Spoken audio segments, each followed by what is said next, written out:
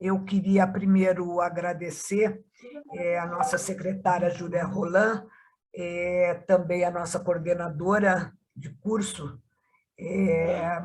companheira Mariana Venturini, que fez aí o convite temerário à minha pessoa para apresentar essa aula. E quero também me apresentar, eu sei que muita gente me conhece, mas talvez nem todos.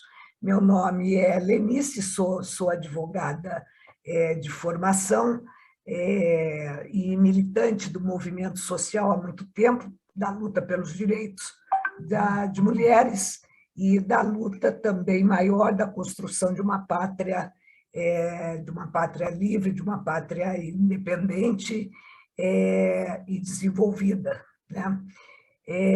Eu, feito essa apresentação, eu gostaria de completar que eu não sou professora, né? Aliás, nunca dei aula, e também, durante meu período de advocacia, jamais fiz um grande júri, né?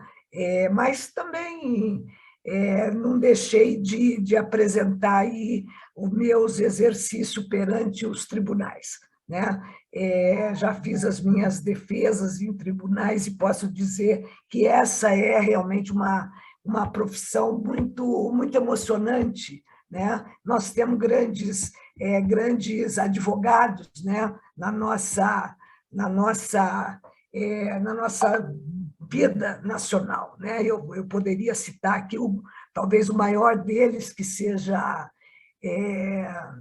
talvez Rui Barbosa, né? Temos também Luiz Gama, né? o filho de escravos, né? Temos o grande mestre que foi o nosso grande tribuno, né? E defensor de presos políticos, né? Uma figura muito importante, Sobral Pinto, né?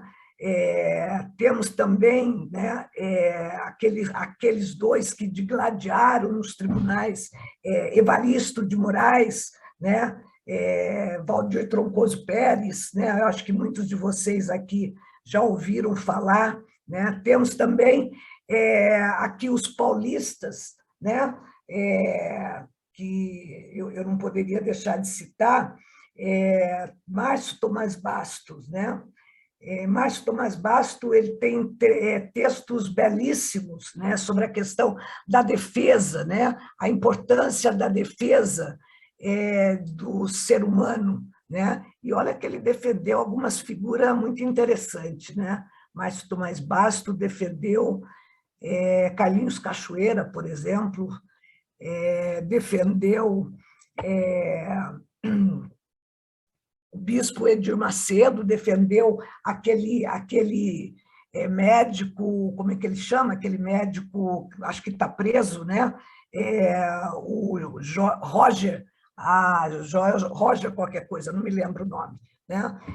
Temos aqui os paulistas, né, também, grandes figuras, né, dos direitos humanos, José Carlos Dias, como também Idibal Pivetta, que além de um grande defensor de presos políticos, aliás, me defendeu durante o período de movimento estudantil, quando eu fui preso. Idibal Pivetta era também um grande teatrólogo, né? Eu fui presa na época da ditadura, no momento de abertura, quando já havia uma distensão, né? Quando foi o final, né, da época da ditadura, acho que 1979, por aí, né? Uma lembrança que acho que é muito importante, né? Lenin foi também um estudante de direito, né? Ele foi preso logo que ele iniciou, né, os seus estudos na universidade, numa manifestação contra, né? Contra os czaristas. Lenin foi preso, foi expulso da universidade, nunca mais pôde pisar na universidade, e ele terminou os seus estudos à distância e recebeu o mérito em primeiro lugar. E quando ele terminou os seus estudos, Lenin já tinha concluído praticamente toda a leitura, né, dos livros de Marx, e já tinha lido Capital, já tinha lido grandes textos, né, que foram importantes para a sua formação, né? Então, veja só, né? Temos grandes figuras aí nessa tradição do direito, nessa vida jurídica, né? E vocês viram que nesse transetê que eu fiz aqui, eu não mencionei nenhum nome, né? Nenhum nome de companheira, nenhum nome feminino, né? Nenhum nome de mulher, né? Embora hoje a gente já tenha grandes figuras, né, no mundo jurídico, né, mulheres que ocupam, sem dúvida, posições muito importantes, inclusive nos tribunais, né? Aliás, no STF nós temos duas grandes figuras que ocupam posições, né? E eu vou citar apenas um nome aqui feminino, que é o nome da doutora Soraya Mendes, né? Doutora Soraya Mendes, ela é uma negra, ela é uma figura exponente do mundo jurídico, professora da UNB, né? E que hoje vem sendo apontada como uma possível indicada para a vaga no STF, né? No lugar encontra, né, uma indicação que está vaga e que essa indicação vem sendo feita pelo presidente Bolsonaro, da figura de André Mendonça, né, aquele que é terrivelmente evangélico, né? Então, a Soraya Mendes, essa jurista, vem sendo apoiada por mais de 300 entidades, né? E vem se colocando, né, contra esse abuso, né, do presidente Jair Bolsonaro, que privilegia, né, que vem privilegiando, né,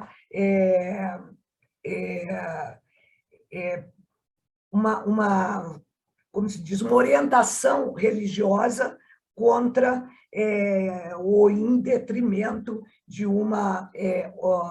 em detrimento da ordem jurídica, né? Espero realmente que Soraya Mendes consiga se colocar, né, e consiga ser vitoriosa nessa trajetória. Bem, eu queria, por último, né, destacar também, dentro dessa questão aí das carreiras jurídicas, uma decisão da OAB recente, né? A OAB Nacional e a OAB e todos, é uma decisão da OAB Nacional que as eleições desse ano, seja para a decisão da OAB a nível federal e para todas as secções regionais, deverão ter a questão da paridade nas suas chapas para as eleições desse ano, né? Então, 50% das chapas, das candidaturas, deverão ser de advogados e 50% de advogados homens, né? E isso não tem nada a ver com nenhum atropelo sexista, né? Porque realmente hoje a categoria tem um peso muito grande, um peso extraordinário das advogadas mulheres, né? Então, isso foi uma vitória e um avanço, né, do ponto de vista dessa vitória aí que a OAB promove para as mulheres advogadas, né? E, por último, né, um último registro aí da minha história, né? Eu fui diretora da FEPASA durante o governo Quercia, diretora de benefícios durante 4 anos. Depois fui chefe de gabinete da vereadora Lídia Correia. Lídia, vocês conhecem, a Lídia hoje também das fileiras do nosso partido, né? A vereadora Lídia, durante 3 mandatos, né? Foi vereadora da capital de São Paulo, e eu fui chefe de gabinete. Para mim foi uma experiência extraordinária, né? Poder acompanhar, né, o mandato da vereadora, né? E depois vocês vão achar que eu sou meio Matusalém, mas não sou, não, né? Mas meus últimos 15 anos profissionalmente, eu acompanhei a camarada Márcia Campos, né? A Márcia, que é a nossa secretária adjunta, né, da Secretaria Nacional de Mulheres. A Márcia foi eleita em 2002 presidente da FEDIM, Federação Democrática Internacional de Mulheres, que é uma entidade internacional fundada em 1945 na França, né, que nasceu para a defesa, né, das mulheres, para a promoção da paz. E Márcia era presidente da Confederação das Mulheres do Brasil e foi eleita como a primeira presidente dessa organização de mulheres, a primeira presidente da América Latina para representar as mulheres mundialmente, né? E também foi, para mim, uma experiência espetacular, né? Poder conviver com mulheres do mundo todo, da Argentina, Uruguai, mulheres da Venezuela, Cuba, Estados Unidos, né? Mulheres da Europa, de organizações de mulheres extremamente tradicionais, né, no mundo todo. Então, de Portugal, Itália, conviver com camaradas do continente africano, né, como a nossa vice-presidente Ruth Neto, né, que era de Angola, né, irmã do presidente Agostinho Neto, camaradas da África do Sul, de Senegal, a nossa vice-presidente palestina, recém-falecida, né, camarada Mayada Bassi, né, reconhecida também internacionalmente, né, pela defesa da luta dos palestinos, as companheiras da Ásia, né? O que foi aquilo? Quer dizer, você conhecer e conviver com camaradas lá da República Democrática da Coreia do Norte, né? Do Vietnã, companheiras da Índia, nossa vice-presidente, companheira de Raja. Então, eu realmente não posso reclamar de todas essas oportunidades, né, que a vida nos proporciona, né, nessa trajetória de uma vida em prol, né, das mulheres, da defesa de todos os povos. Foi para mim também uma grande experiência esse período todo, né? Hoje eu estou aposentada, né? E à disposição com mais tempo, na verdade, né? Com mais tempo para essa luta e, sem dúvida, com muita vontade, né? De poder contribuir com o partido, de poder ajudar naquilo que... né? Com gosto, né? Com a vontade, compromisso que nós sempre tivemos, né? Bom, vamos aqui tentar, né, nesse tempo que nós temos, poder dar aqui uma pincelada, porque, na verdade, é um tema, falar do Estado, falar da luta das mulheres, né, e falar da democracia, aparentemente pode ser uma temática simples, né, pode ser uma temática singular, mas realmente ela é complexa, né, ela não é algo que a gente possa tratar com muita singularidade, né? Embora a questão do Estado é uma questão que eu sempre, até por ser advogada, né, eu sempre gostei de poder trabalhar, né, de poder me aprofundar nessa questão, né? Agora, sem dúvida, não será, né, uma temática que a gente vai poder exaurir aqui nesse tempo que nós temos, né? E também, quer dizer, a pretensão não é não só exaurir, porque não temos essa condição, e também não é uma aula, né, nos termos dos cursos de formação da escola João Amazonas, né, como a camarada Mariana já disse, né, a escola João Amazonas, que tem toda um plano, né, de estudo de curto, de médio, de longo prazo, né? Eu disse aqui que eu pretendo né, que seja mais mais um bate-papo, né? Se vocês tiverem dúvidas, se vocês tiverem comentário que possa contribuir aqui com o desenvolvimento da nossa aula, fiquem tranquilos, fiquem à vontade no sentido de dar essa contribuição, né? De levantar a mão que a gente interrompe aqui, né? Porque o objetivo, né? O objetivo principal é realmente fixar alguns conceitos, né? Para que a gente evite, muitas das vezes, cair em algumas armadilhas, né? Que a gente é levado, né?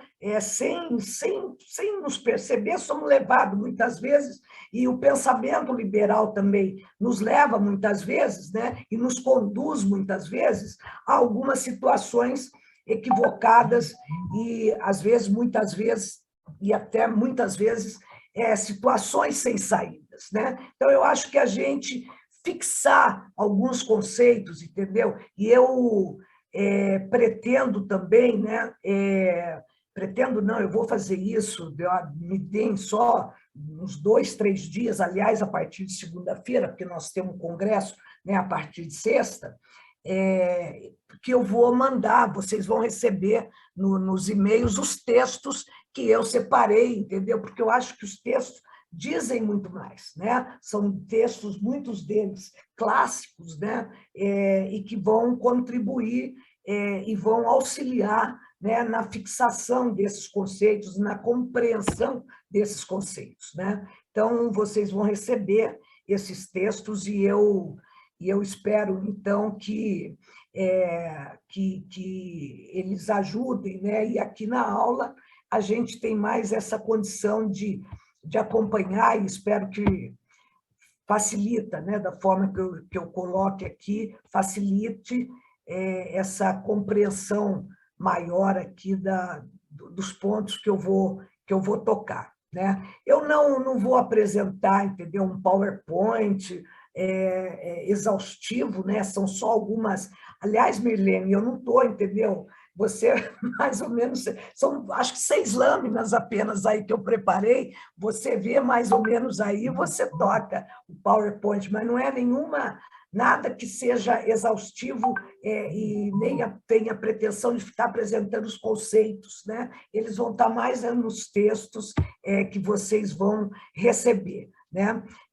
Portanto, não estou com essa preocupação de apresentar nenhum PowerPoint, né?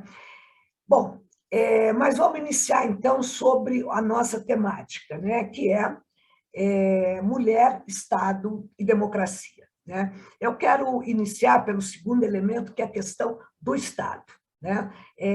E são diversas, né, as concepções sobre a questão do Estado, né?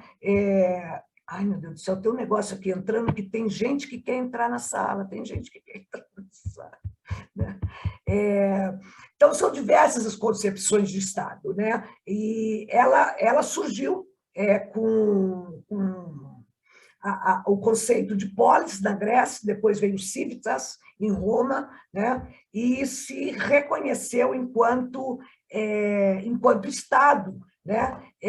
Ao final da Idade Média, né? Ao final da Idade Média, foi Maquiavel quem introduziu esse conceito político na literatura, né? E foi isso que aconteceu no século XVI, né? E foi no período do Império Romano em 1453 e entre a Revolução Francesa em 1789. Né? Essa época era a época do feudalismo e o surgimento, então, das cidades e novas rotas de comércio, descobrimento das Américas, era a época do enfraquecimento do modo feudal de governar, fazendo com que o senhor feudal perdesse cada vez mais o seu poder. Né? Então, surgem os estados soberanos na forma de governo, de monarquias absolutas, onde o poder não é compartilhado, mas exercido, né, inteiramente na pessoa do rei. Com o declínio das monarquias absolutas, os estados, então, empregam pela primeira vez exércitos regulares, uma burocracia permanente, um sistema tributário nacional e codificam o direito. Né? Esse conceito aqui também a gente vai ver, não é um conceito, são atributos, né, dessa qualificação, nós vamos ver também nos textos de Lenin, né, quando ele coloca a questão dos exércitos, da burocracia e dos impostos. Né? Para esse período, nós devemos destacar uma concepção que foi muito importante, que foi a concepção político-liberal, né, que foi influenciada pelo filósofo inglês John Locke. Né? E essa concepção liberal tem como objetivo defender os direitos individuais e garantir a liberdade que Locke passou a chamar de direitos naturais: vida, liberdade e propriedade. Bom, dessa concepção, mais tarde, vai nascer o pensamento neoliberal, né? E as correntes mais conservadoras da economia. E dela se alinha também o filósofo e grande pensador Adam Smith, que teve um mérito, né? E o pioneirismo de separar a corrente da economia e da filosofia. Né? E ele escreveu também, muitos de vocês devem conhecer, uma obra que se chamou A Riqueza das Nações. Eu vou fazer aqui uma forma, vocês estão vendo, né? A Riqueza das Nações. Esse livro aqui, na verdade, eu comprei no sebo há muito pouco tempo atrás, mas eu li esse livro na época que eu frequentava a biblioteca, eu devia ter uns, sei lá, 16 anos, mais ou menos, não sei se tem alguém de Linz aqui, mas Linz tinha uma biblioteca do lado da igreja, né? E eu tinha o passaporte da família, que toda quinta-feira eu podia frequentar a biblioteca. Né? Já tinha estudado, já tinha feito minhas tarefas, então eu podia ficar a tarde inteira na biblioteca. Aí eu descobri esse livro aqui, só que eu não conseguia ler, porque ele era muito complexo. Com 15 anos, para mim, eu realmente não conseguia ler o livro de Adam Smith. Né? E eu fui ler, acho que com 18 ou mais, né? Mas eu nunca tive na biblioteca. Aí eu consegui comprar ele num sebo, acho que uns 3 anos atrás, e realmente é uma obra para os liberais, dos liberais, né? Mas eu acho que é para todos, né? Poderem ler e terem esses conceitos todos que Adam Smith escreveu há muito tempo atrás. Né? Então, mas ela é uma obra que veio lá com o pensamento neoliberal. Né? Como nós não temos muito tempo, né, eu já vou falar e já vou fazer a crítica, né, da corrente lá que veio sobre o Estado liberal pela corrente de John Locke, né, que foi o quê? Né? É um tipo de Estado de quem sempre esteve ao lado da burguesia, né? De quem deteve, na verdade, o poder econômico. Né? E a burguesia que utiliza para a manutenção do aparato político, ideológico e econômico. Né? Ela detém os meios de produção e o poder político, portanto, o Estado nasce da desigualdade para manter a desigualdade, né? E estruturado em classe social, o Estado mantém todas as desigualdades, né? Bom, resumindo, né? O liberalismo sempre esteve fortemente ligado às ideias burgueses e ao modelo socioeconômico do capitalismo. No século XVIII, a fórmula do Estado moderno absolutista já não mais atendia às necessidades da época, né? Agora, sob forte influência do iluminismo, que valorizava já o predomínio da razão, né? Já não tolerando mais os excessos do Estado absolutista, do Estado absoluto, surgem, então, as revoluções burguesas, em razão do inconformismo da burguesia enquanto classe ascendente, e também porque tinham as riquezas, mas não tinham o poder que gostariam de manter, né? Então, com as revoluções burguesas, o liberalismo ganha. Aqui eu vou ler um texto, que é um texto de um jurista, que eu não conhecia muito, mas eu fui checar antes se ele era do bem, porque, né, ler texto de jurista é meio complicado, mas chequei, ele é do bem. Então, eu vou citar, vou ler, aliás, literalmente, né? Com as revoluções burguesas, o liberalismo ganha força na Europa Ocidental e suas colônias passam a orientar suas estratégias econômicas em direção à economia de mercado e a necessitar de uma nova concepção do mundo que substituísse a tradicional e não criasse obstáculos à nova realidade econômica emergente. Então, a partir da Revolução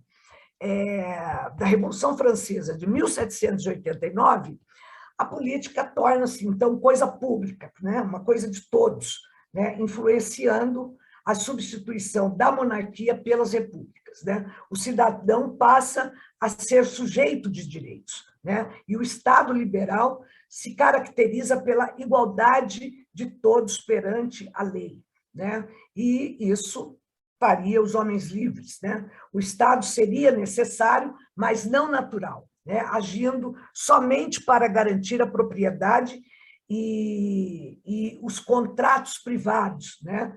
Teria o poder político e limitado pelo direito. Eu vou destacar mais uma concepção que subdivide no Estado moderno, que é a concepção do Estado que defende o bem-estar social, né? O Estado que garante os direitos individuais. Ele surge ao redor de 1880, na Alemanha, e, né, com a influência do pensador Otto Bismarck, né? E como alternativa ao liberalismo e também como alternativa ao socialismo, né? Os escritos de Marx já tinham sido publicados, né? O manifesto já tinha sido publicado em 1848, o Capital já havia sido publicado, como também a Comuna de Paris já tinha acontecido, né? Na França, já tinha ocorrido em 1871. Portanto, tudo isso fazia um caldo de cultura, né? Condensando, então, muita influência ao pensamento do bem-estar social, dos direitos protetivos e da dignidade à população. Em oposição ao liberalismo, então, baseado na propriedade privada e na liberdade contratual, surge o movimento do primado social, de outra ordem, quando a propriedade e os meios de produção devem estar sob o controle do Estado. Os abusos do liberalismo pelo desvio do uso das liberdades por ele próprio preconizado levaram a séria desigualdade, né? Então, o sofrimento das classes assalariadas, agravamento das condições de trabalho, exploração de operários e trabalhadores aliados à busca capitalista incansável pelo lucro motivaram a exploração da questão social moderna. Bem, A expressão socialismo ela surge pela primeira vez no início do século XIX, na Inglaterra, designando teorias que planejavam novos tipos de sociedade através da reforma da iniciativa privada, sem interferência do Estado, onde a prioridade estava na sociedade e não no indivíduo. Bom, eu já citei aqui o professor Márcio Cruz, aquela citação que eu fiz, e como eu conheço ele apenas por artigos, né, mas sei que ele é progressista, eu vou citá-lo também nessa conceituação que ele faz, né, sobre Marx. Ele diz o seguinte: a filosofia política de Marx se concentrou na crítica ao capitalismo e à pregação pela tomada e supressão do Estado, órgão que serviria transitoriamente como instrumento de transformação social. Esse foi um período de crise da democracia, de impopularidade do Estado, de turbulência e de necessidade de transformações econômicas e sociais. Então, com o cenário da pós-guerra, a Primeira Guerra, né, 1914 a 1918, também com a depressão econômica nos Estados Unidos, que foi a queda da Bolsa em 1929. O estado de bem-estar social, ele prospera, né? Ele dá uma aquecida, seja na Europa, seja nos Estados Unidos, na administração de Franklin Delano Roosevelt, né? Com a política que foi conhecida como a política do New Deal, né? Entre 1933 e 1937, né? E também prosperou, né? Em várias sociais-democracias, né, de países nórdicos. Bom, com base nessa realidade, né, da época, as ideias liberais receberam uma forte oposição, pois a igualdade perante a lei não significou igualdade econômica nem igualdade de oportunidade. O trabalho era considerado como simples mercadoria, né, sujeita às variantes de oferta e procura. Era um momento de graves perturbações. Tudo isso ocasionava crescente descontentamento popular, que à época foi chamado de questão social, né? Ou seja, superexploração capitalista da força de trabalho no campo e na indústria que emergia. E para esse descontentamento, o liberalismo ele não tinha resposta, né? Não tinha como fazer o enfrentamento a essa questão. Então, dentro desse processo, se desenvolvia, então, a necessidade de constituições institucionalizando a ideia de estados sociais, né? Que era uma adaptação às novas necessidades econômicas e sociais da civilização. Eu não vou trazer Nice, nenhum conceito. eu queria fazer uma pergunta, na hora que der uma brechinha, você me fala, por favor. Então, tá, eu vou dar uma brecha aqui, porque eu vou finalizar essa parte do Estado, tudo bem? Ou você quer fazer agora? Tudo bem também, pode fazer. Não, na verdade, talvez, e você talvez finalize incluindo. A minha Tá. dúvida é que, assim, eu imagino que no início da Revolução Industrial, teve toda essa questão da industrialização e mudou um pouco a maneira do trabalho, né? A minha pergunta é que, nesse decorrer que você está fazendo aí uma narrativa histórica, quando que a mulher passa a sair de casa para ser introduzida ou introduzir o seu trabalho fora de casa, na indústria, né? Passa a ser força de trabalho e não simplesmente só dona de casa ou responsável pelo lar. Não sei se, não sei se Basicamente, na encaixa agora ou Revolução se pode ser Industrial. depois, ou ser em paralelo. Basicamente, na Revolução Industrial, né, Mônica? No início da Revolução Industrial, né, com a introdução da máquina de vapor, né, ela passa a ser chamada, né? E isso se deu de forma diferente nos vários países, né? Então, é quando a mulher, nós vamos logo agora, em seguida, nós já vamos começar a discutir essa questão mais teórica sobre a questão da mulher, né? Mas ela, né, enquanto força de trabalho, ela passa a ter uma participação mais atuante a partir da industrialização, né? A partir do início da industrialização. Antes disso, ela tinha uma participação extremamente imperceptível, né? No período colonial ou no período agrícola, nos vários países, né, ela não tinha essa participação, né, a não ser nos tipos de sociedade lá dos primórdios, né, que aí a gente não entrou, porque nós estamos mais destacando a questão do Estado. Né? Se a gente for pensar na questão lá dos tipos, né, de sociedade primitivos, nós vamos ver que a mulher tinha uma participação, né? Mas aí nós não estamos né? Nós não estamos falando em Estado ainda, né? Aí é um outro estudo que nós não estamos abordando aqui. Né? Tudo bem? Podemos seguir? Bom, então eu estava falando que dos Estados modernos constitucional, né? Que eu não vou trazer a conceituação, porque a gente pode encontrar, né, a conceituação desse tipo de Estado em qualquer tratado geral de teoria geral do Estado, né, em qualquer uma simples pesquisa aí na internet, a gente vai encontrar. Né? Mas no mundo ocidental, né, esses estados se comportam mais ou menos de uma forma generalizada, trazendo como padrão o quê? Né?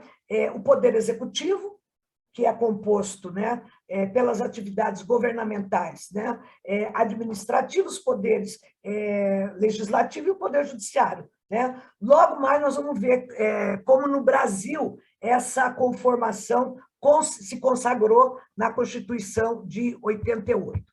Mas vamos agora finalizar essa parte aqui do Estado, trazendo a grande referência para nós comunistas, né? Que é a referência do livro de Engels.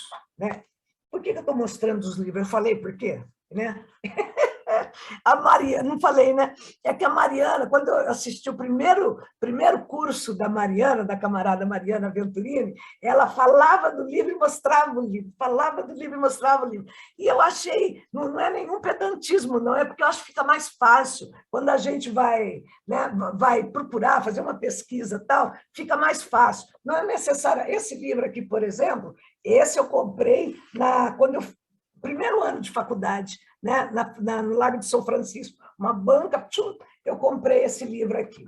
Né? Então, e esse livro aqui é uma bíblia para nós mulheres, para nós comunistas, homens e mulheres, né? Que é o livro de Engels, né?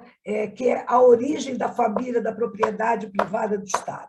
Né? E esse livro aqui também, que poderia, né, parecer uma leitura ou um estudo rápido, extremamente complexo, entendeu? Mas é algo que nós temos que nos recorrer sempre, né? Porque uma citação,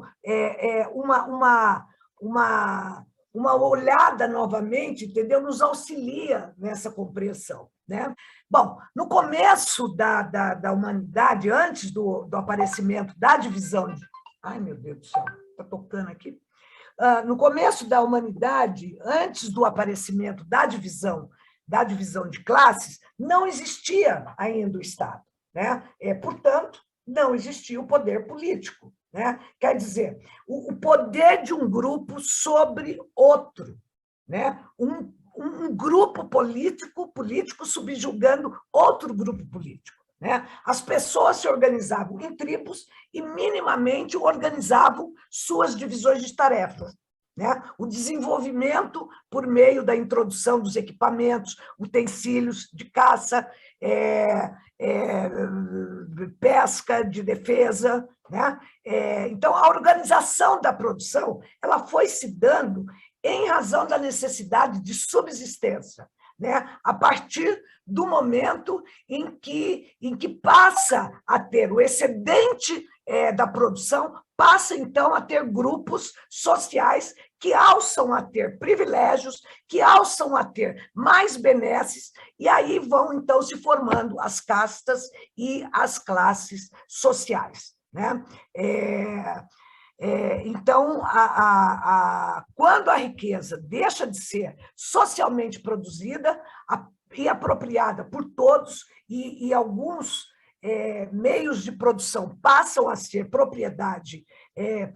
de propriedade privada, surge, então, a forma antagônica de produção, né? Surge os interesses antagônicos das classes, e aí, então, surge o aparecimento do Estado, né? Então, eu quis ainda, na obra essa obra de Engels, pegar ainda essa questão do Estado, né? Engels vai caracterizando o Estado com uma divisão territorial, com instituição de uma força pública. Lembra que eu falei lá atrás, né? A questão do território, do exército, tal, dos tributos, né? Sempre necessária e permanente, em razão das disputas por território, da exacerbação e dos antagonismos de classe, né? Ele fala da exigência das contribuições por parte dos cidadãos para sustentar essa força pública, para sustentar os impostos, né? Eu acho que tem um trecho. Mônica, eu queria que você lesse esse trecho. Você pode ver? Eu falei para você, né, que ia ter que ler esse trecho, né? Porque o Engels, ele vai, né? Ele vai caracterizando essa questão de Estado, né? Da divisão territorial, instituição de uma força pública, a questão das contribuições pelos cidadãos, né? E aí tem esse trecho. Mônica, você pode ler, Mônica? Estou com o texto aqui, sim, só um minutinho. Como o Estado nasceu da necessidade de conter o antagonismo das classes e como, ao mesmo tempo, nasceu em meio ao conflito delas, por regra geral, o Estado da classe mais poderosa, da classe economicamente dominante, classe que, por intermédio dele, se converte também em classe politicamente dominante e adquire novos meios para a repressão e exploração da classe oprimida. Assim, o Estado antigo foi, sobretudo, o Estado dos senhores de escravos para manter os escravos subjugados. O Estado feudal foi o órgão de que se valeu a nobreza para manter a sujeição dos servos e camponeses dependentes. E o Estado moderno, representativo, é o instrumento de que serve o capital para explorar o trabalho assalariado. Entretanto, por exceção, há períodos em que a luta de classes se equilibram de tal modo que o poder do Estado, como mediador aparente, adquire certa independência momentânea em face das classes. Obrigada, Mônica.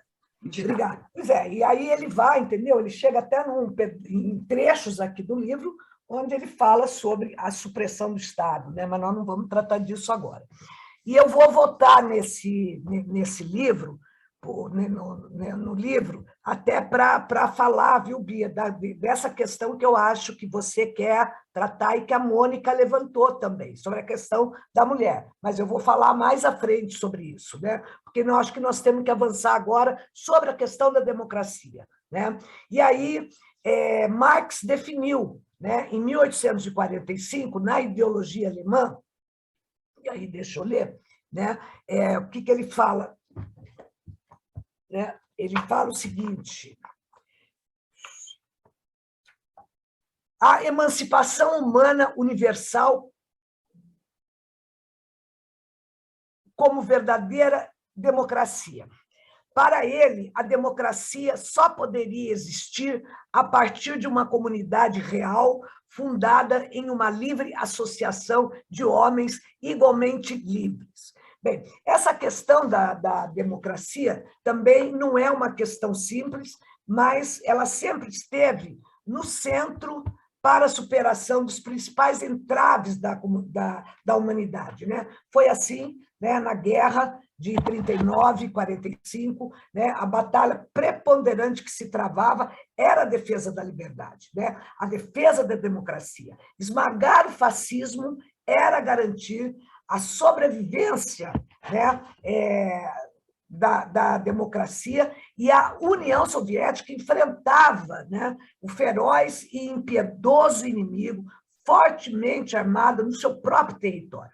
Infelizmente, né, esse não vai ser o temário dessa nossa aula, mas a Revolução Russa, as conquistas advindas, né, da Revolução de 1817, 1818, o período Lenin-Stalin, né, sem dúvida, é um legado precioso, né, para todos os comunistas, né?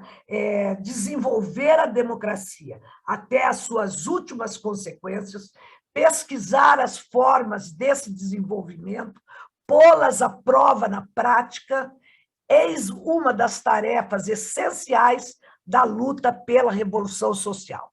Essa é uma frase de Lenin no Estado e a Revolução, e esse livro, né, vocês também vão receber ele integralmente como um dos textos que eu estou mandando para vocês.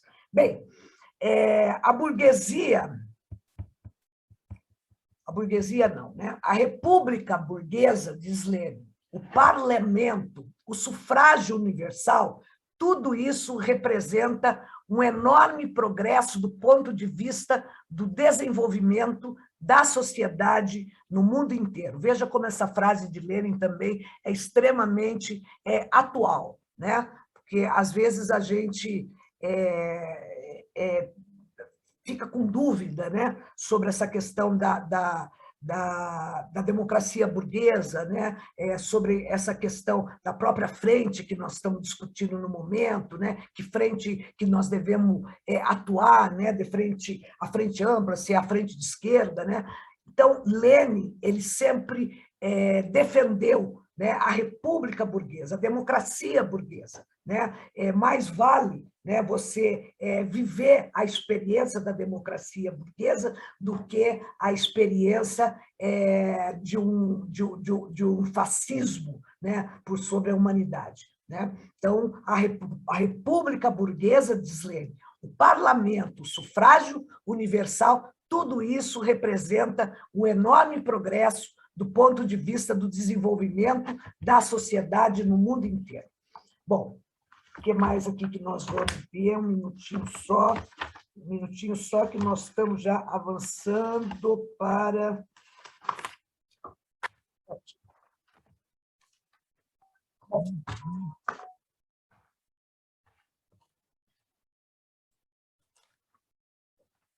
Então, é o seguinte, nós temos agora que trazer toda essa discussão que nós estamos fazendo, tentar trazer para o Brasil, né? E eu quero aqui falar um pouco da formação do nosso Estado brasileiro, né?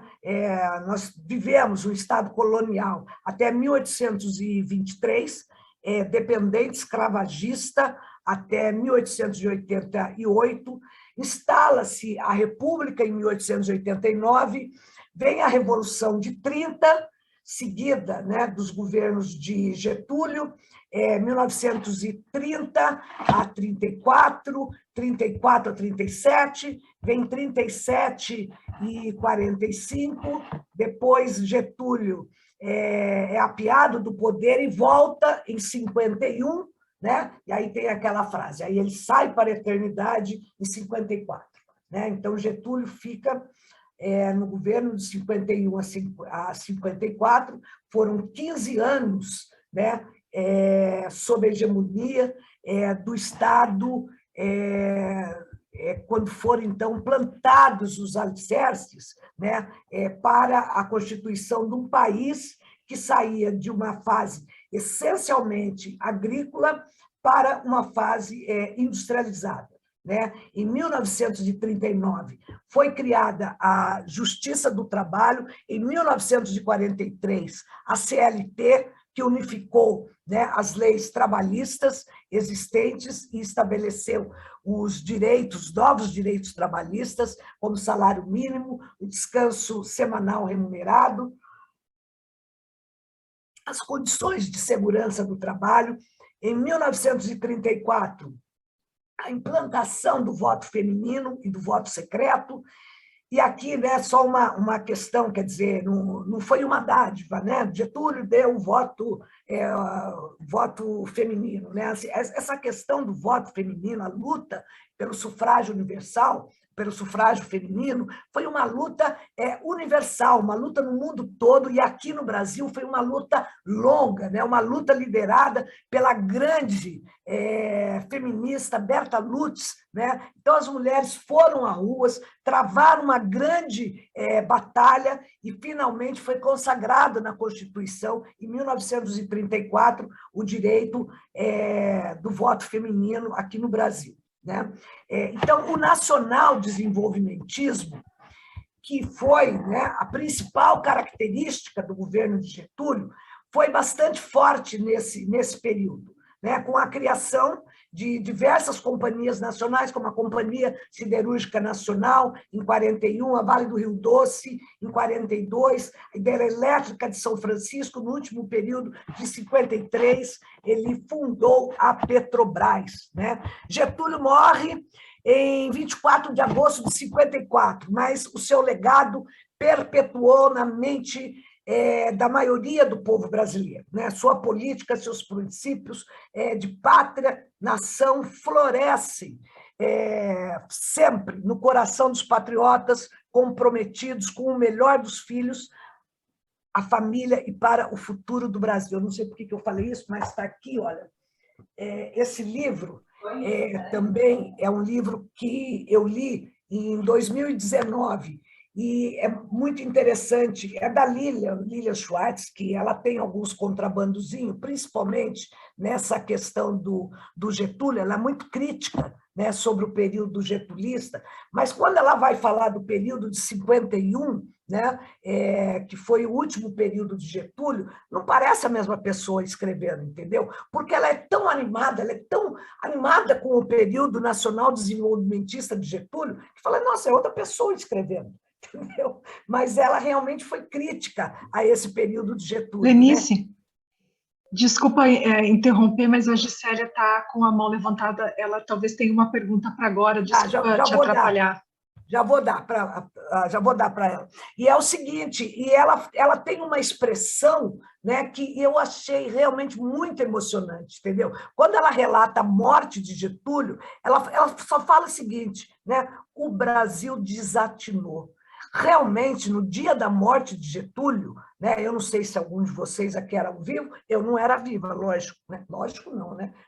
Mas eu não era viva. Mas eu perguntei para minha mãe um dia, mãe, como é que foi a morte de Getúlio? E o retrato que a minha mãe fez da morte do Getúlio era meio isso, entendeu? O Brasil desatinou naquele dia, né? Porque realmente foi de uma comoção, entendeu? Foi de uma comoção, emoção no mundo inteiro, não, no Brasil inteiro, de norte a sul, de leste a oeste, que eu acho que essa figura que a Lilian coloca, o Brasil desatinou. Lembra da música do Chico Buarque, né? Ela desatinou. É o que me veio à mente e que está fixado na minha mente, né? O Brasil desatinou no dia da morte de Getúlio Vargas, né? E eu coloco também como texto, né? Fiz questão, né, de juntar a carta testamento de Getúlio, né? Porque eu acho que é a expressão, né, mais sentida, né, que conheço de um testemunho de alguém que dá esse testemunho de amor à sua pátria, né? Então, eu acho que merece ser lida, merece ser guardada, muitos já conhecem, mas eu fiz questão de fazer essa juntada também do testemunho, da Carta Testamento de Getúlio. Legal. Bom, então eu falei da Carta Testamento de Getúlio, aí nós tivemos o governo de Juscelino, né, que também foi um governo com muita industrialização, seguiu o governo de Jânio, que não terminou seu mandato, né, mas provocou uma tensão grande no país, né, a partir da posse de Jango, né, que só foi resolvida com a mudança do sistema de governo, né, de presidencialista para parlamentarista, totalmente estranho às nossas tradições brasileiras. E nesse período, né, nós também temos que considerar que o cenário internacional era o da Guerra Fria, né, e o Brasil era um período vivia um período muito difícil, né, com grandes mobilizações, principalmente de trabalhadores rurais que reivindicavam terras, direitos, as ligas camponesas, né, estavam mobilizadas, criação do Comando Geral dos Trabalhadores, CGT, greves por salários.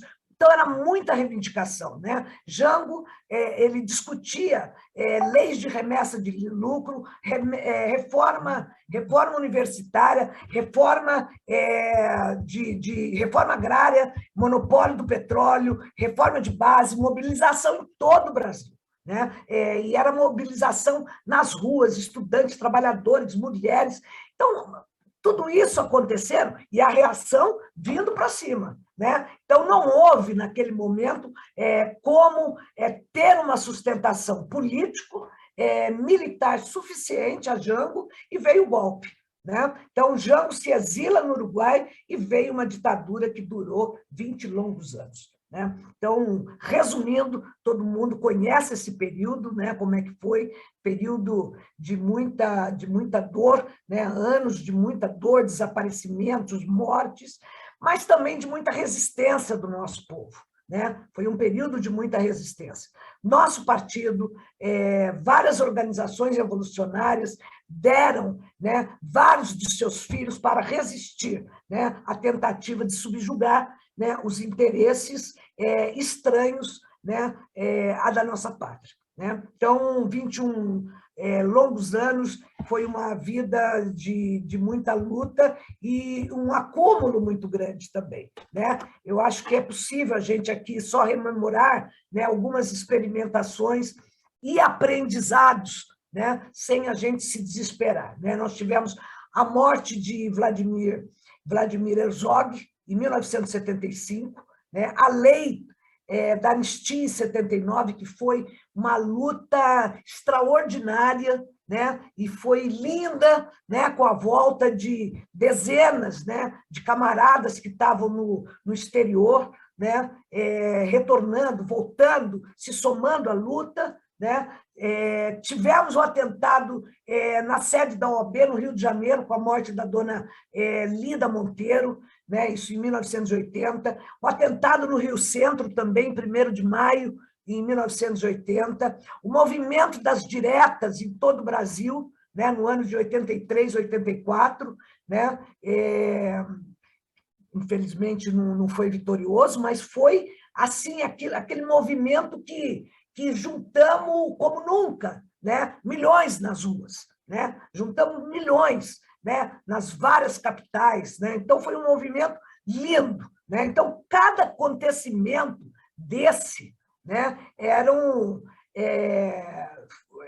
que foi se dando, né, eram senhas, né, da grande movimentação e da caminhada democrática que estávamos fazendo para a unificação de todos na bandeira da derrubada da ditadura, né, e da abertura democrática por eleições diretas e pela Assembleia Nacional Constituinte, né?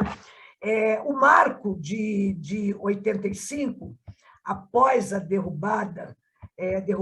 após a derrota, né? Foi a derrota da emenda Dante de Oliveira, foi a grande vitória no colégio eleitoral da eleição de Tancredo Neves, né? Após uma ampla frente, né, formada com a Aliança Democrática, com os mais amplos setores, com exceção do PT naquela época, né? Tivemos como vice José Sarney, né? Tancredo é internado, né, às vésperas, né, da sua posse, no dia 14 de março, ele é internado, e após o seu calvário, né, Tancredo morre, né, no dia 21 de abril de 1985.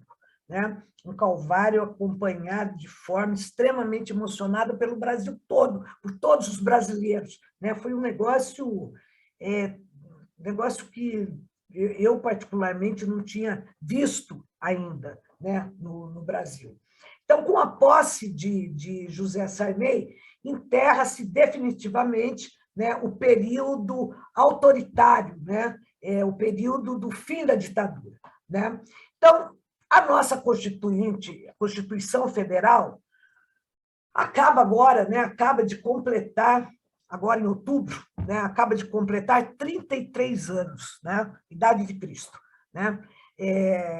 Um marco que foi um marco de muitos avanços e também alguns retrocessos. Né? Mas eu acho que é importante consagrar o Estado Democrático de Direito com cláusulas pétreas, que foram as conquistas mais importantes que tivemos, né, com a Constituição de 88, né, que são cláusulas que impedem a modificação da forma federativa, né, do Estado. O voto secreto universal, a separação, né, de poderes, o direito e garantias individuais, né, tudo isso representou, né, a superação, né, do período das atrocidades cometidas na ditadura militar e também representou a unidade do povo brasileiro para enfrentar o futuro que estava por vir. Né? Do ponto de vista das mulheres, a Constituição de 88 reconhece que homens e mulheres são iguais em direitos e obrigações. Né? O capítulo da família, por exemplo, consegue eliminar a figura do homem como chefe da relação conjugal no âmbito da violência. Afirmou-se que era dever do Estado coibir a violência intrafamiliar. Na área dos direitos reprodutivos, conseguiu-se reconhecer o direito da mulher de decidir, sem coerção, né, sobre o número de filhos que desejava ter, e que é dever do Estado fornecer os meios de informações para tal decisão. Bom, a primeira eleição pós período constitucional foi a de 1989, com eleição de 2 turnos, e foi eleito, né, Fernando Collor de Mello. Bom, nesse período, então, inicia-se, né, foi introduzido no Brasil uma política neoliberal. Né? Foi a introdução dessa política no Brasil.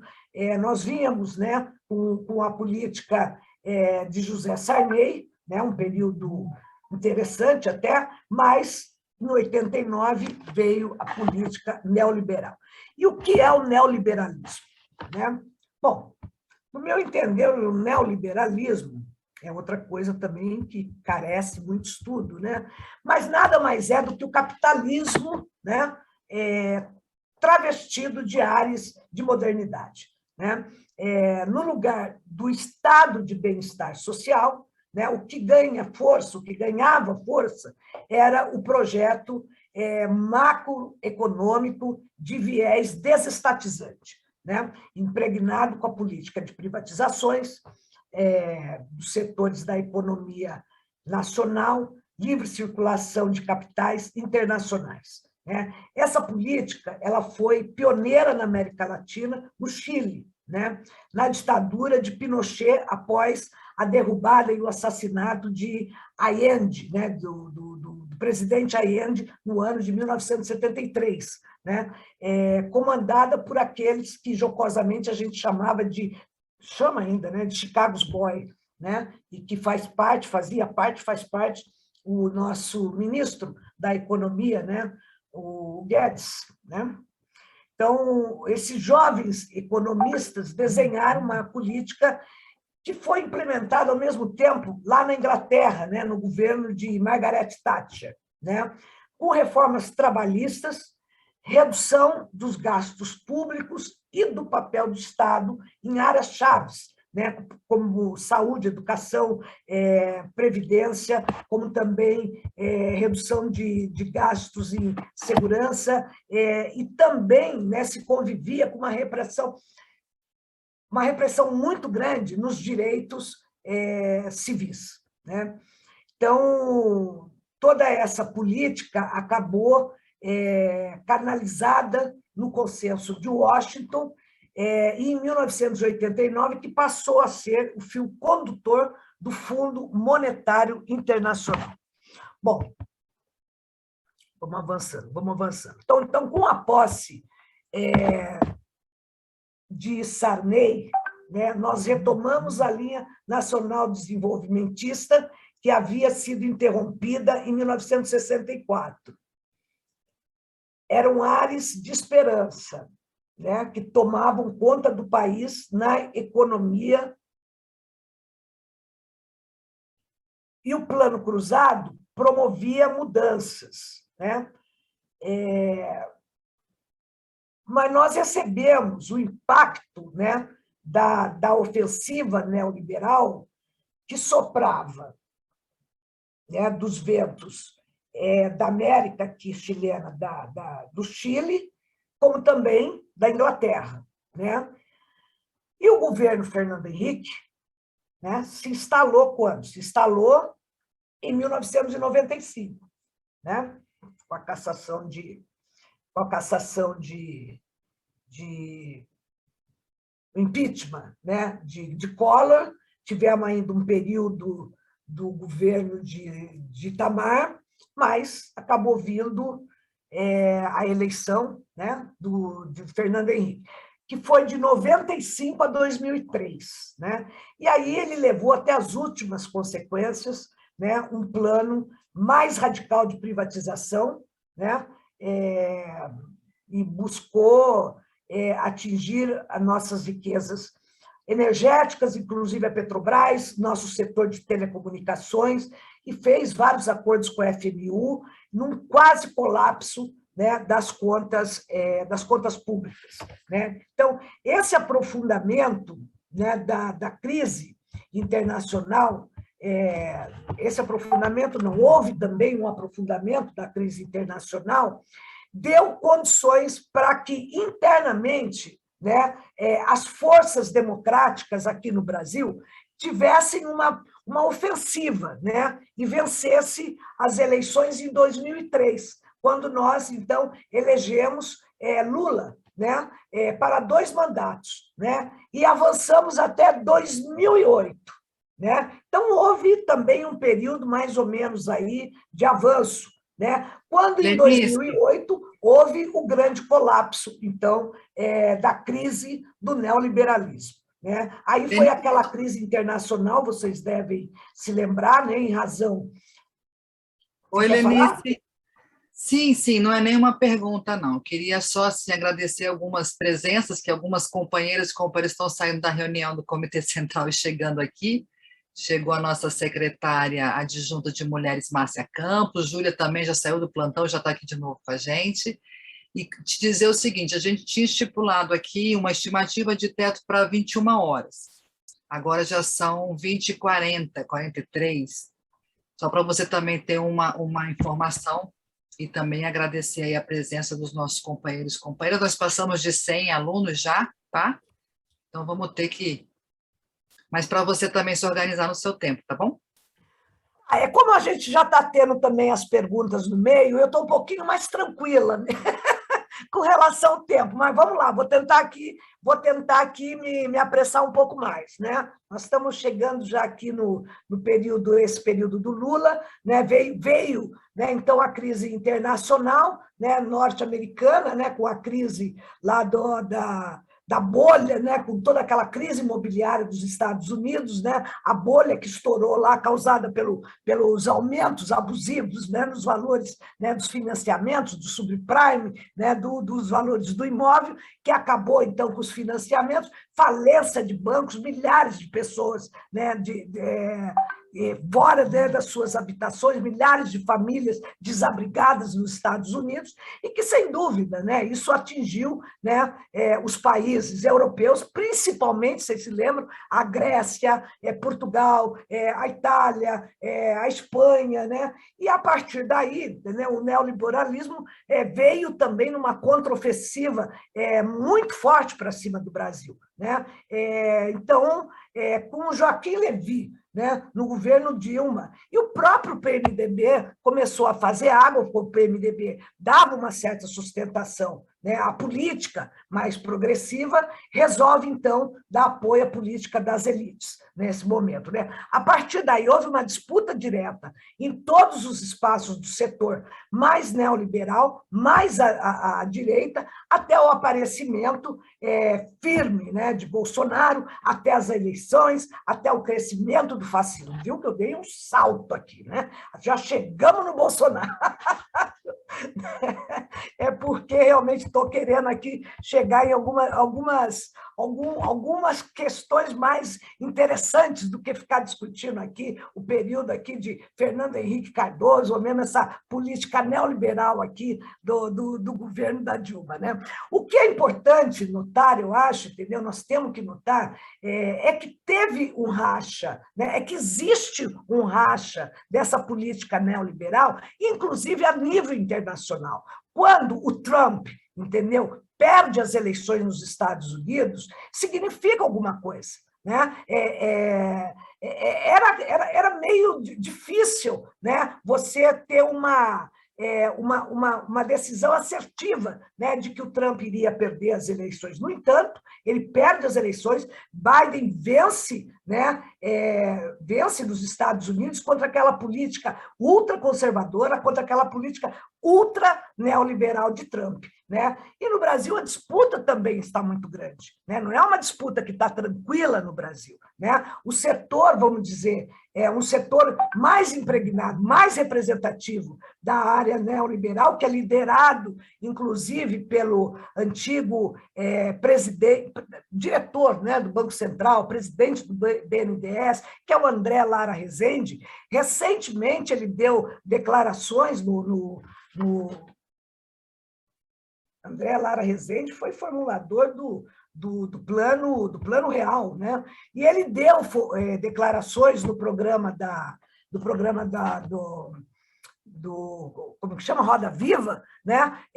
De que o papel do Estado é fundamental. Então, veja, entendeu? Alguém que era considerado neoliberal e convicto, né, faz uma declaração dessa, né? Então, é uma declaração que joga no campo do nacional desenvolvimentista, que joga do nosso lado. E ele tem se colocado em várias outras situações, né, do nosso lado, do lado do nacional desenvolvimentismo, do lado dessa política, né? Então, eu acho que sobre o Estado, sobre a democracia, nós falamos o que foi possível, né? Falarmos tratando do tempo que nós tínhamos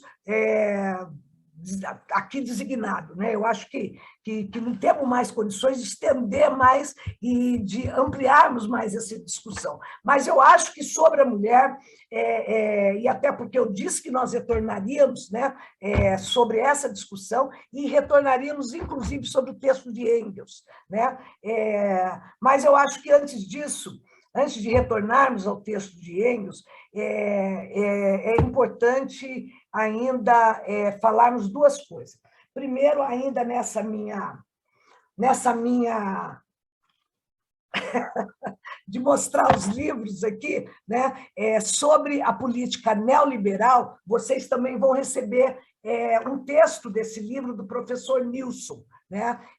Aqui é o texto, um dos textos longos também que vocês vão receber, a eficiência do mercado ou o domínio dos monopólios. Aqui tem toda, entendeu? Uma explicação com dados, detalhes, tal, sobre o colapso do neoliberalismo. Então, eu acho muito interessante também, e vocês vão estar recebendo. E outro texto que eu também fiz questão de apresentar para vocês é esse texto aqui, Unir a Nação e Romper a Dependência, do nosso ex-secretário-geral, camarada Cláudio Campos, que não está mais entre nós, mas unir a nação e romper a dependência. Né? Então, esse texto também ele tem uma importância muito grande, porque ele traz também dados sobre uma época, mas também muito atual nesse momento, que é sobre essa contradição entre nação, entre o imperialismo. Né? Então, também eu juntei esse texto para vocês, e vocês vão receber.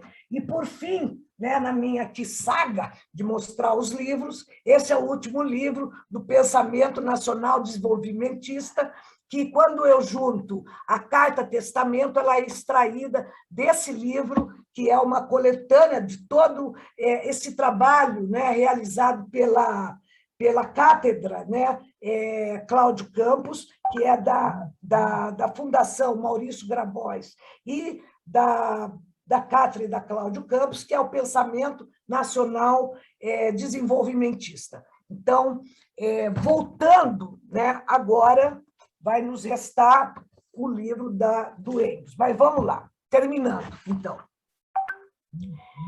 Bom, vamos lá, terminando aonde estava. Você quer o texto do Engels já?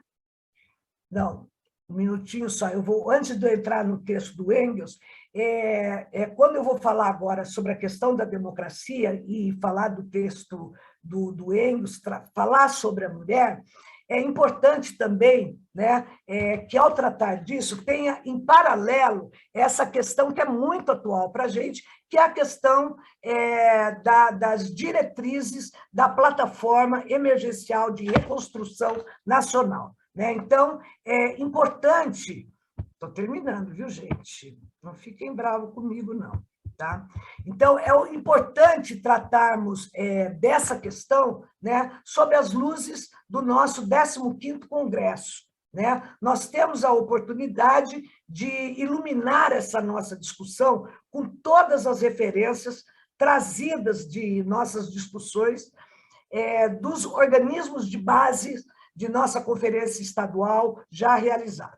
Né? Eu tenho certeza que o Congresso, né, que se inicia agora, sexta-feira, dia 15 de outubro, será o coroamento de todo esse esforço e construção do nosso partido, e que legará aos seus militantes e à sociedade brasileira um rico instrumento de luta para o período que se avizinha, mas também de glória para o nosso período de comemoração dos 100 anos de vida do PCdoB, que vamos comemorar no ano que vem. Então, quando falamos sobre o período de Getúlio, nós trouxemos as conquistas relativas que tivessem a ver com a mulher. Né? Falamos lá daquelas conquistas da época do Getúlio. Da mesma forma, nós focamos no período da Constituinte, sobre as vitórias que nós consagramos para nós mulheres. No momento atual, né, nós temos que promover a emancipação da mulher. E de que forma nós podemos promover essa emancipação? Né? Eu acho que é criando as condições, principalmente, né, para inserir a mulher no mercado de trabalho, capacitando essa mulher, criando, né, escolas em tempo integral, disponibilizando o acesso a creches. Veja, eu acho que sexta-feira passada, quinta sexta-feira passada, né, a Folha de São Paulo veiculou denúncias que o número de crianças em creches, né, sob o governo de Bolsonaro, cai, né, e que foram mais de 1.900 creches que tiveram suas obras canceladas. Né? Bem, se a mulher se integra, né, na condição de trabalhadora no mercado de trabalho, ela continua, né, sob a pressão do sistema capitalista, né, mas ela ficará, sem dúvida, né, em melhores condições para travar a luta para a sua emancipação. Né? Então, essas são as medidas que, durante esse período, nós temos que travar nessa luta emancipatória. Né? E eu gostaria agora, sim, né, espero que atenda, né, as colocações que antes foram feitas, que a Mônica leia aquele trecho do livro de Engels, Mônica, que eu te pedi. Sim, professora, claro, já está aqui na tela. Vamos lá. A mesma causa que havia assegurado à mulher sua anterior supremacia na casa, a exclusividade no trato dos problemas domésticos, assegurava agora a predominância do homem no lar. O trabalho doméstico da mulher perdia agora a importância, comparado com o trabalho produtivo do homem. Este trabalho passou a ser tudo, aquele uma insignificante contribuição. Isso demonstra que a emancipação da mulher e sua equiparação ao homem são e continuarão sendo impossíveis enquanto ela permanecer excluída do trabalho produtivo, do trabalho social e confinada ao trabalho doméstico, que é o trabalho privado. A emancipação da mulher só se torna possível quando ela pode participar em grande escala, em escala social, da produção, e quando o trabalho doméstico lhe toma apenas um tempo insignificante. Esta condição só pode ser alcançada com a grande indústria moderna, que não apenas permite o trabalho da mulher em grande escala, mas até o exige e tende cada vez mais a transformar o trabalho doméstico privado em uma indústria pública. Obrigada, Mônica. Pois é, entendeu? Eu acho que essa é a nossa persistência, essa é a clareza que nós acumulamos e que nós não devemos nos desviar dela, né? Então, a luta, a principalidade da questão do trabalho deve estar colocada para nós enquanto tarefa principal, né? Para que quando a gente fala, entendeu, a questão da trabalho igual, salário igual, questão da creche, questão da proteção da maternidade, quais são as condições que nós temos que lutar para que a mulher efetivamente se integre e se qualifique para que ela busque e efetivamente se integre e tenha condições de trabalho, né, nessa sociedade.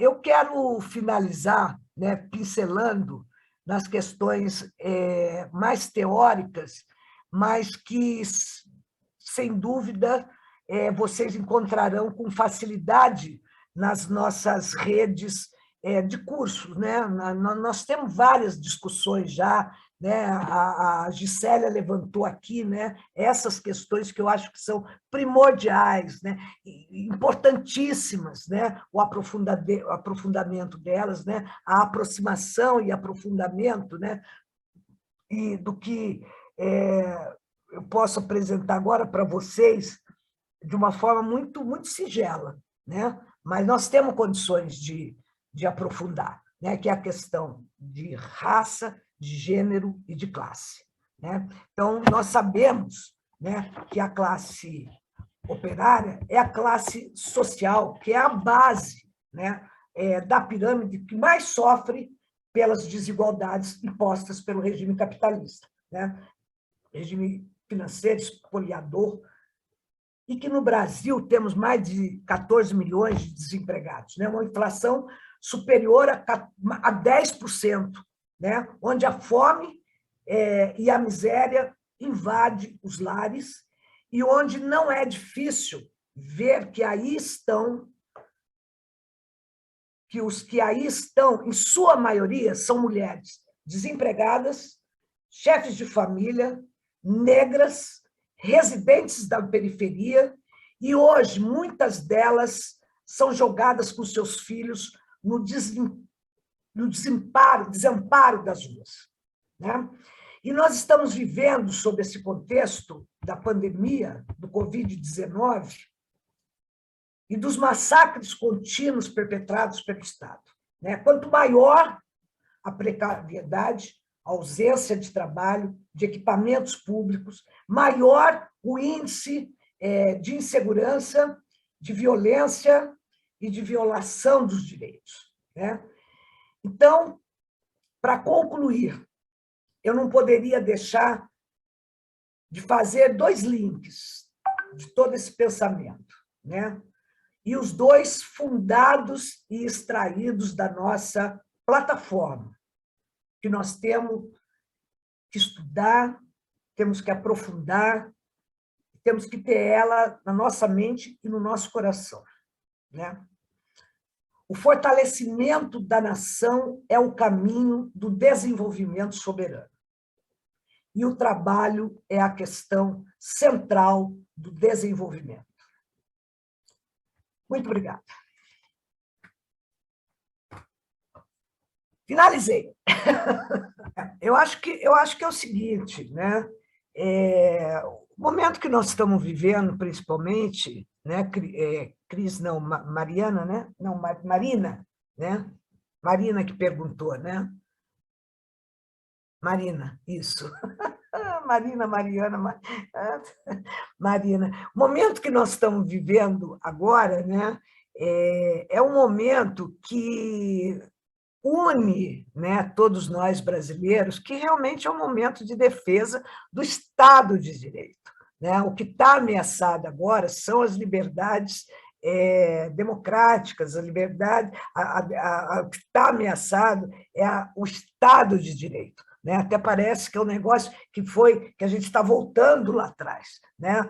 Por quê? Né? Porque é o fascismo que estão tentando nos amedrontar, que estão tentando nos encurralar, né? Que estão tentando dizer, não vem que a gente é mais forte. Né? Então, o que nos unifica agora, né? O que pode nos unificar é essa defesa. Né? E, para isso, nós temos que realmente jogar amplo, né? Jogar com todas as forças. Né? E temos condições de fazer isso. Nós, entendeu? Temos outras responsabilidades nesse momento, né? Porque nós somos comunistas. Né? Nós temos outras percepções. Né? Nós jogamos num campo onde nós temos percepções que nos permitem entender e nos permitem jogar com muito mais clareza, né, para poder unificar o campo dos liberais, o campo da esquerda, o campo até da centro-esquerda. Mas essa questão nos unifica a todos. Né? Que é o campo da defesa das liberdades democráticas. Né? E isso nós não podemos abrir mão agora. Né? Nós não podemos abrir mão de jeito nenhum, porque é isso que está sendo ameaçado. Né? Então, eu acho que aquilo que eu li um pouquinho mais antes, né, que o Lênin falava, né, sobre o Estado liberal, né, o que é melhor nesse momento, é uma guerra de que você avança e você retrocede, você avança e você retrocede. Né? E na época da Constituinte, né, quando as mulheres foram para frente, né, eu não disse aqui, mas todo mundo conhece essa expressão, né, é o lobby do batom. Né? Não queriam que as mulheres fossem para frente. Né? Então, o que era? Entendeu? Vocês vão ter isso, vocês vão ter aquilo, um pouquinho assim, um pouquinho assim. Aí as mulheres, um dia estava lá, outro dia estava lá onde? Lá no Congresso Nacional, né? Participando, né? Fazendo lobby. Né? O bom lobby, reivindicando, se organizando, né? Impressionando. Né? Então, o lobby do batom, né? Foi aquilo que avançou. Né? Foi aquilo que avançou e que nós tivemos conquistas. Né? Então, eu acho que a luta é essa. Né? Não adianta, mesmo nos momentos mais difíceis, mesmo no momento né, que não nos favorece, né, nós não podemos esmorecer. Né? E nós sabemos em que estado nós estamos vivendo. É o Estado socialista? Não, entendeu? É o Estado capitalista. Nós sabemos disso. Né? Nós sabemos qual é o nosso limite. Né? O que nós conseguimos agora avançar. Né? Nós temos consciência disso. Portanto, eu acho que não adianta a gente ter determinadas ilusões, né, de quais são as vitórias que as mulheres podem, nesse momento, superar. Né? Qual realidade nós podemos superar. Né? Porque a verdadeira emancipação, a verdadeira vitória não se dá nessa realidade. Né? Ela se dá numa outra sociedade, a sociedade onde as classes sociais não sejam mais existentes, entendeu? Essa luta antagônica, ela não exista mais. Né? Agora, enquanto isso, nós vamos vivendo essa realidade, vamos trabalhando para diminuir essas contradições, para diminuir essa realidade que desfavorece as mulheres, desfavorece a classe trabalhadora, desfavorece, entendeu? Os mais desfavorecidos, né? Contradição, mas é isso, né? Então, eu acho que nós temos que avançar dessa forma, né?